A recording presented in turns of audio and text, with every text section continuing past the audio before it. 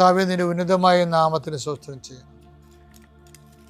കർത്താവേ, നിന്റെ വിശുദ്ധ പൗരോഹിത്യത്തെ മഹത്വപ്പെടുത്തണമേ. കർത്താവേ, സഭയിലുള്ള സാന്നിധ്യം പ്രകടമാക്കണമേ.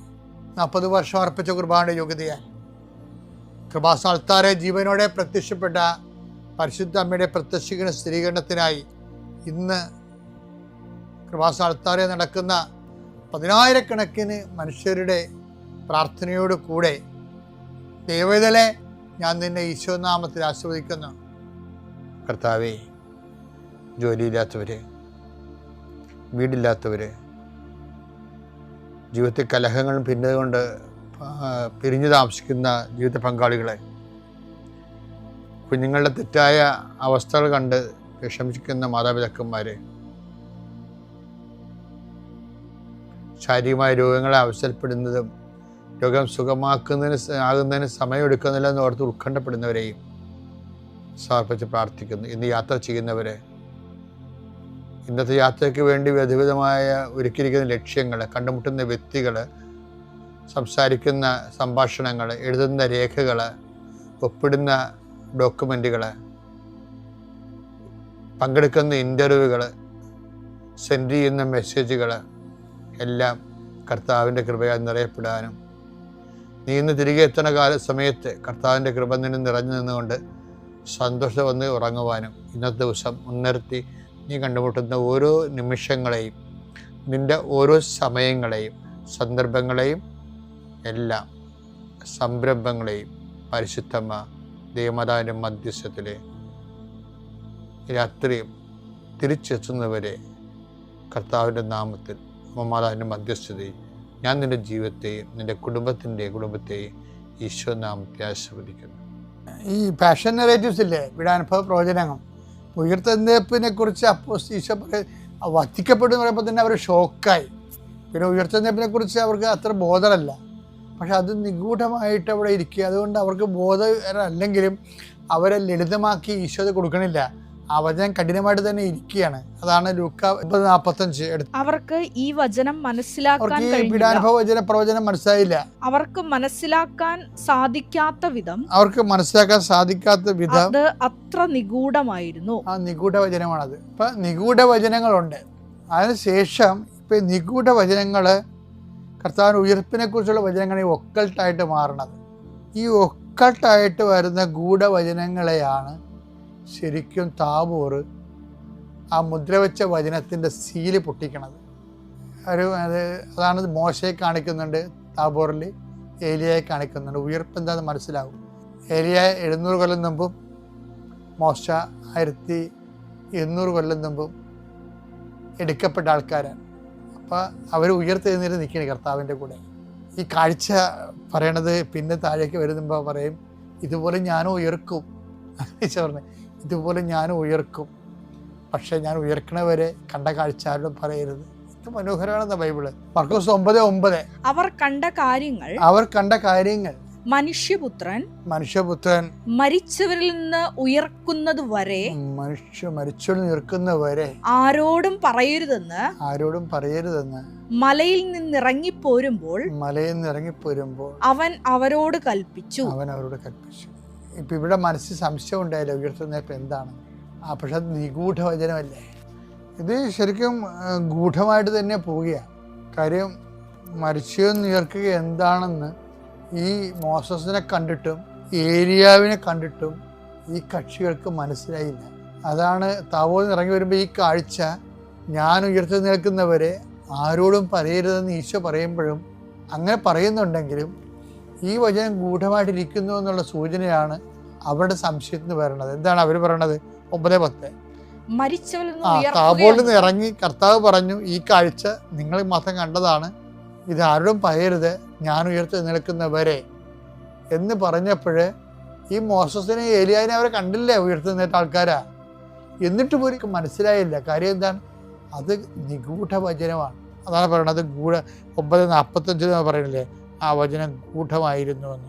ഇപ്പൊ എന്താ പറയണത്? 9:10 എന്താ പറയണത്? മരിച്ചവരിൽ നിന്ന് ഉയർക്കുക എന്നത് എന്താണെന്ന് ചിന്തിച്ചുകൊണ്ട് അവർ ഈ വചനം രഹസ്യമായി സൂക്ഷിച്ചു. ഇതാണ് വിഷയം. ഇത് ഈശോയുടെ മനസ്സിനെ വളരെ തളർത്തിയിട്ടുണ്ട്. ഇതിൻ്റെ ഒരു മാനസിക അന്തരീക്ഷം വളരെ വല്ലാത്തതാണ്. ഈ 3 പേരെയും, യാക്കോബിനെയും യോഹന്നാനെയും പത്രോസിനെയും കർത്താവിന് ഉയർത്തുന്നതിന് പകരം അതിൻ്റെ ഡമ്മി ആയിട്ട് ഡെമോ കാണിച്ചു. ആര്? ഏലിയാവിനെയും കാണിച്ചു. ഉയർത്തുന്നത് ഏലിയാവിനെയും മോസസിനെയും കാണിച്ചിട്ട് പറഞ്ഞു, ഇതുപോലെ ഞാൻ ഉയർത്തി നിൽക്കും, പക്ഷെ ഞാൻ ഉയർത്തി നിൽക്കുന്നവരെ ഈ കണ്ട കാഴ്ച പറയരുത്. അപ്പോഴും ഈ ഇവരെന്താ പറയണത്? ഉയർത്തി നിൽക്കുന്നത് എന്താണെന്ന് ചിന്തിച്ചത്. ഇതല്ലേ ഉയർത്തി നിൽപ്പെന്ന് പറയണത്.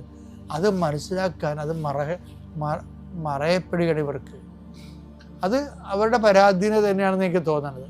എന്താ കാണിച്ചത്? താഴെ വരുമ്പോൾ ഈ അപസ്മാര രോഗി, അതിന് വേറെ ഒരു പരാജയവും തോൽവി നിൽപ്പുണ്ട്. അപസ്മാര രോഗിനെ ചികിത്സിച്ചും പ്രാർത്ഥിച്ചും പരാജയപ്പെട്ട് നിൽക്കുന്ന 9 ശിഷ്യന്മാർ വേറെ. ഏലിയാവിനെയും മോസസിനെയും കണ്ടിട്ടും ഉയർത്തുന്നതിപ്പ് എന്താണെന്ന് മനസ്സിലാകാത്ത 3 ശിഷ്യന്മാർ തൻ്റെ കൂട്ടത്തിൽ. ഈ 12 പേരും കൂടിയപ്പോഴേ കർത്താവ് എന്താ പറഞ്ഞത്? ഇത്ര കാലം ഞാൻ നിങ്ങളുടെ കൂടെ ഉണ്ടായിരിക്കും. കാര്യം തന്നെ ഈ 2 കക്ഷികൾക്കുള്ള പ്രശ്നം എന്താണ്? ഇവരാരും വിശ്വസിക്കണില്ല. അതാണ് ഈശോ ചോദിക്കുന്നത്. ആ അപസ്മാര രോഗി വന്ന് അപ്പം വന്ന് പറയരുത്, നിനക്ക് വല്ലതും സാധിക്കുമെങ്കിൽ എൻ്റെ മകനെ സുഖപ്പെടുത്തി ഞങ്ങളെ സഹായിക്കാൻ പറയും. അപ്പം കർത്താവ് നിൻ്റെ ശിഷ്യന്മാരുടെ അടുത്ത് കൊണ്ടുവന്നു, പക്ഷെ അവർക്ക് ഒന്നും ചെയ്യാൻ കഴിഞ്ഞില്ലെന്നൊക്കെ പറയാണ്. അപ്പം കർത്താവ് ചോദിക്കുക, എത്ര കാലം ഞാൻ നിങ്ങളോട് ഉണ്ടായിരിക്കും? മത്തായി 17:17 യേശു പ്രതിവചിച്ചു വിശ്വാസമില്ലാത്തതും വിശ്വാസമില്ലാത്ത ഈ 9 പേര് മാത്രമല്ലേ, താബോറിൽ നിന്നിറങ്ങിയ ആ കക്ഷികൾക്കും വിശ്വാസക്കുറവുണ്ട്. എന്താണ്? ഇതുപോലെ മോസസിനെയും ഏലിയാവിനെയും പോലെ ഞാൻ ഉയർത്തെഴുന്നേൽക്കുമെന്ന് പറഞ്ഞപ്പോഴും, എൻ്റെ ഉയർത്തെഴുന്നേൽപ്പ് കഴിഞ്ഞിട്ട് ഈ ദൃശ്യം പറയാമെന്ന് പറഞ്ഞപ്പോഴും അവരപ്പോഴും ചിന്തിക്കുകയാണ്, എന്താണ് ഉയർത്തെഴുന്നേൽപ്പ്? അത് വിശ്വാസത്തിലാൽ മനസ്സിലാക്കേണ്ട കാര്യമാണെന്നാണ് ഈശോ പറഞ്ഞത്.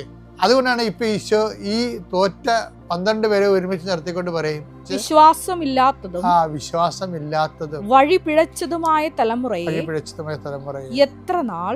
വഴി പിഴച്ചെന്ന് വെച്ച് കഴിഞ്ഞാല് യേശുവിനെ ദൈവികമായി മനസ്സിലാക്കേണ്ട ഒരു വഴിയില്ലേ, അതിന് ഒരു അപഭ്രംശം വന്നിട്ടുണ്ട്. ഇവര് യേശുവിനെ ഭൗതികമായിട്ടാണ് ഇപ്പോഴും മനസ്സിലാക്കേണ്ടത്.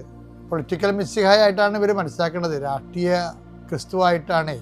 ക്രിസ്തു റോമ സാമ്രാജ്യത്തിനെ തച്ചുടച്ചിട്ട് അവിടെ രാജാവാകുമ്പോൾ തങ്ങൾക്കും രാജാവാകാൻ മന്ത്രിയാകാൻ പറ്റുമെന്ന് പറഞ്ഞുകൊണ്ടൊരു സ്കൂളിലെ നമ്മുടെ സബി പുത്രന്മാരുടെ അമ്മയുണ്ടാക്കിയ നടത്തുന്ന ഒരു സ്കൂള്, അവരാണല്ലേ ഈ വിധത്തിൽ മുഴുവൻ പ്രശ്നം ഉണ്ടാക്കിയത്.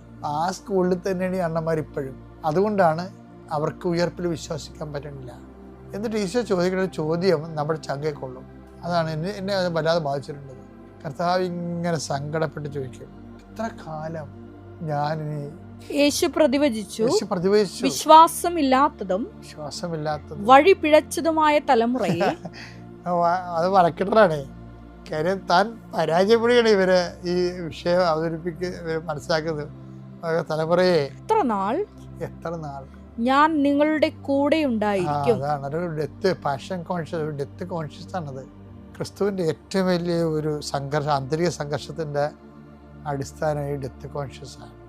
അവൻ ഒരേ സമയം മനുഷ്യനും ഒരേ സമയം ദൈവമായത് കാരണം ഡെത്ത് കോൺഷ്യസ് പച്ചക്ക് മനസ്സിലാകും.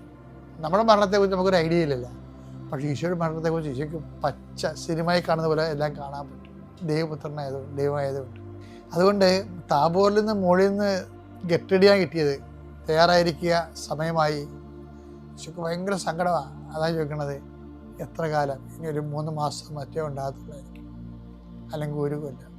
അത് വല്ലാത്ത ഒരു സങ്കടമാണ്. ഈശോനെ സ്നേഹിക്കുന്ന എല്ലാവർക്കും ആ സങ്കടം ഫീൽ ചെയ്യും. എത്ര കാലം ഞാൻ നിങ്ങളുടെ കൂടെ ഉണ്ടായിരിക്കും? അവനെ കൊണ്ടുവന്ന് സുഖപ്പെടുത്തി, അത് അങ്ങനെ സുഖപ്പെടുത്തിയതുകൊണ്ട് വിഷയം തീരണമല്ല ഇത്. ഇവർ ക്രിസ്തുവിനെ തിരിച്ചറിയുന്നതിൽ തീരുന്നതാണ് ഈ വിഷയം. അങ്ങനെ തിരിച്ചറിയാൻ ഇനി എത്ര കാലം? ദൈവവേദന നോൻപ് തീരാൻ പോകുമ്പോഴും ഈ കാലത്തെ തിരിച്ചറിയാതെ നമ്മൾ അനുഷ്ഠാനം നടത്തി യാന്ത്രികമായി എന്തൊക്കെ ചെയ്ത് കൂട്ടിയെന്നും പറഞ്ഞ് ആ പഴയ മനുഷ്യൻ തന്നെയായിട്ട് നമ്മൾ ജീവിക്കുമ്പോഴേ നമുക്ക് ക്രിസ്തുവിനെ തിരിച്ചറിയാത്ത അപ്പോസ്തലന്മാരോടൊപ്പമാണ്. ഈ നോൻപിനെങ്കിലും കർത്താവിനെ തിരിച്ചറിഞ്ഞ് സ്നേഹിക്കാൻ ദൈവം നമ്മൾ അനുഗ്രഹിക്കട്ടെ. പിതാവിൻ്റെയും പുത്രൻ്റെയും പരിശുദ്ധാത്മാവിൻ്റെയും നാമത്തിൽ.